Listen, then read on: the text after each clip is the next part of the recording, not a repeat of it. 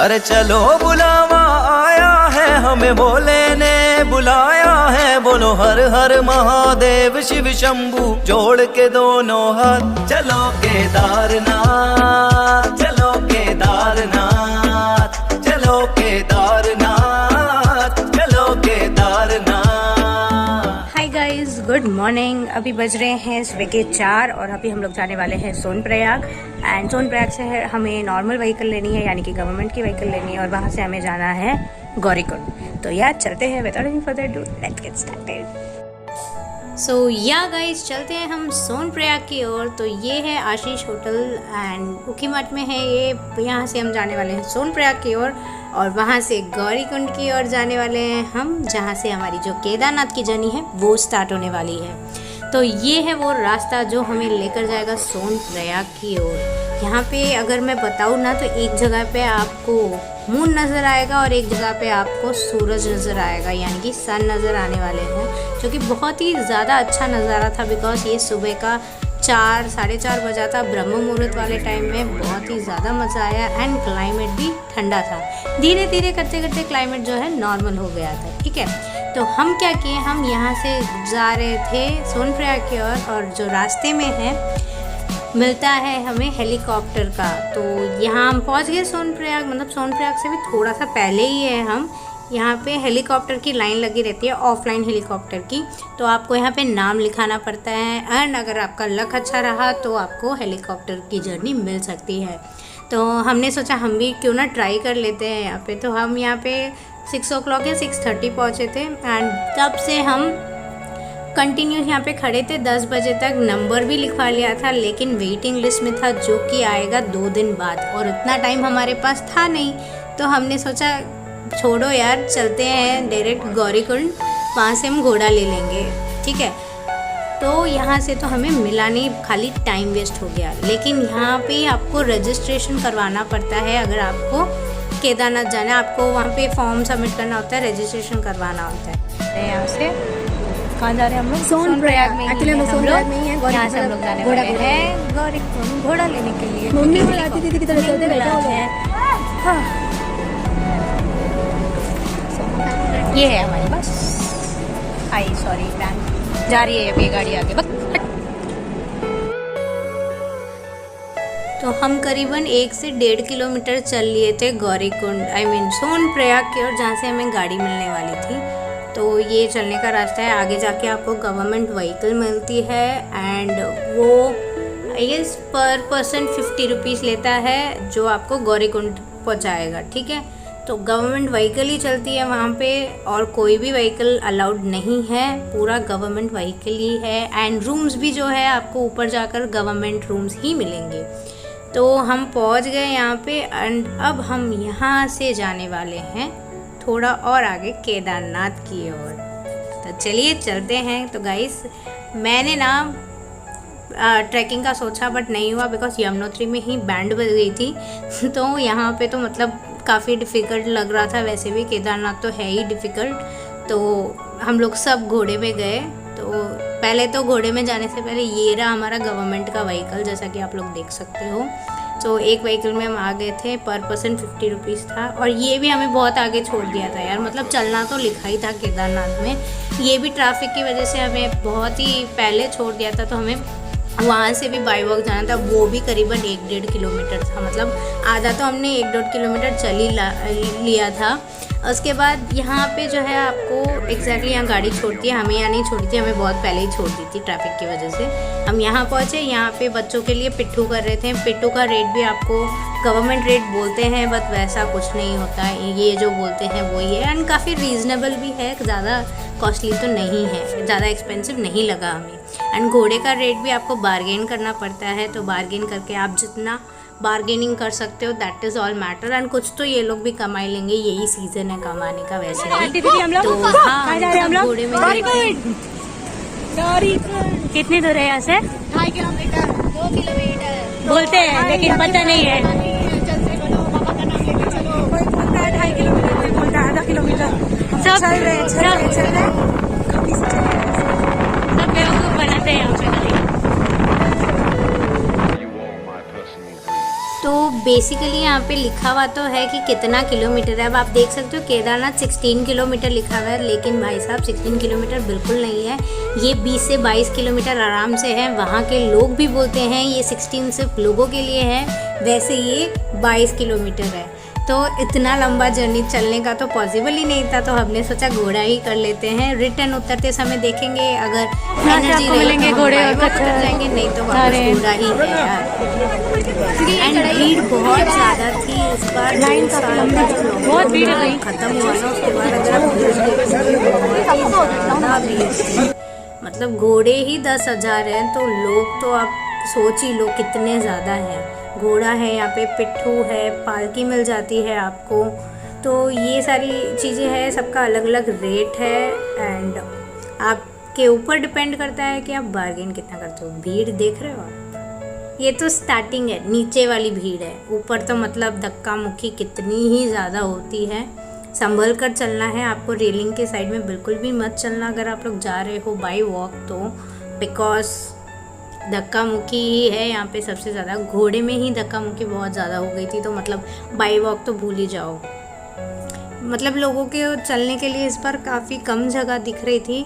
सब जो भी थे सब घोड़े में, पालकी में, पिट्ठू में ही जा रहे थे। बाई वॉक की परसेंटेज जो है काफ़ी कम थी, लाइक आउट ऑफ 100% अगर मैं बोलूँ बाई वॉक वाले जो लोग थे वो हार्डली 20% होंगे, बाकी सब ये घोड़ा पिट्ठू उसी में जाने वाले लोग ही थे। तो यहाँ पे जो है मेरे पापा बैठ गए हैं घोड़े में, फर्स्ट उन्हीं को बैठाया गया है। तो पापा तो बैठ गए हैं घोड़े में, अब देखते हैं दूसरा कौन बैठता है। तो दूसरे बैठ रही है भाभी मेरी। सो भाभी भी बैठ गए घोड़े में, ऐसे ही लगातार। मैंने ज़्यादा शूट नहीं किया बट थोड़ा बहुत किया, जो लोग घोड़े पे बैठे। मेरे टाइम में तो कोई था ही नहीं शूट करने को, लेकिन मैं भी घोड़े में ही बैठी थी। तो ये लोग तो मस्त बहुत पहले ही बैठ गए थे घोड़े में, हमें तो काफ़ी देर बाद मिला यार घोड़ा। ये लोग पहले ही बैठ गए थे, मज़े कर रहे थे। एंड जो बच्चे हैं उनका पिट्ठू कैंसिल करके घोड़े में ही लेकर चले गए थे। 2 बच्चों को, 4 बच्चे थे, तो 2 बच्चे एक घोड़े में थे एंड 2 बच्चे एक घोड़े में, से 2 घोड़े लिए बच्चों के लिए, एंड बाकी सब सिंगल जा रहे थे।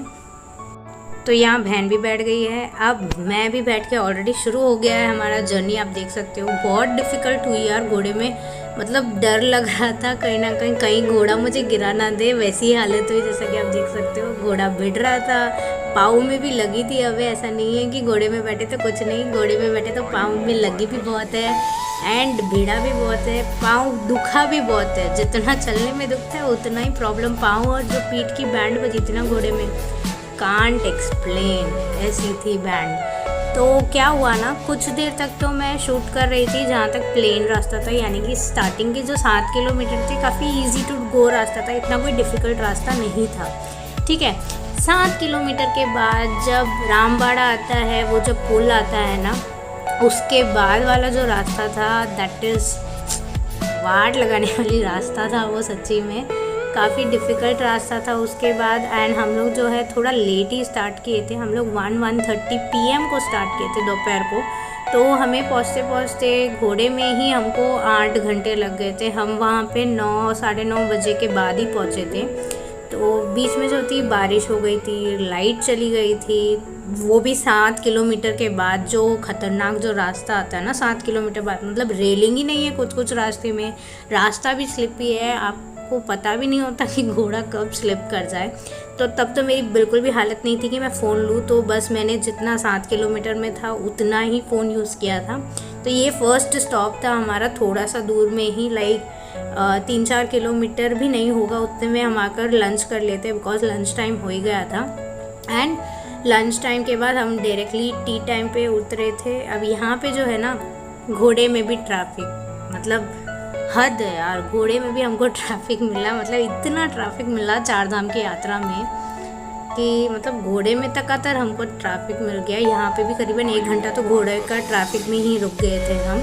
उसके बाद धीरे धीरे जो है चले, फिर बारिश शुरू हो गई एंड बारिश शुरू होने के बाद जो वाट लगी, अब आप देख सकते हो क्लाइमेट ऊपर कैसा है, वहाँ बैठे हैं भोलेनाथ मेरे। तो उसके बाद ना शूट नहीं किया। यहाँ से चलना है 2 किलोमीटर मंदिर के लिए, घोड़े वाले पहले ही छोड़ देते हैं, उसके बाद घोड़ा अलाउड नहीं है।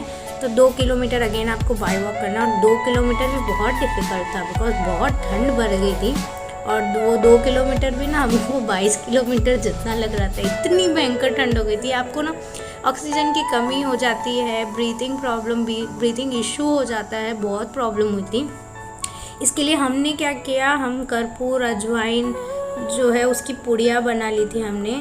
तो वो जो हम स्मेल कर रहे थे ना, उससे थोड़ा रिलीफ मिल रहा था। हाथ में पुड़िया बना के बांध ली थी हमने, तो उसकी वजह से थोड़ा बहुत हम चल पा रहे थे। और वहाँ जाके भी रूम की दिक्कत होती है, आप पहले ही बुक करवा लो, या अगर आपका नोन कोई सोर्स है तो वहाँ से आप रूम बुक करवा लो, बिकॉज रूम की बहुत ज़्यादा दिक्कत होती है। हम लोग ने सोर्स के थ्रू बुक करवा ही लिया था रूम हमारा, तो हमें एक रात के लिए रूम मिल गया था लकीली।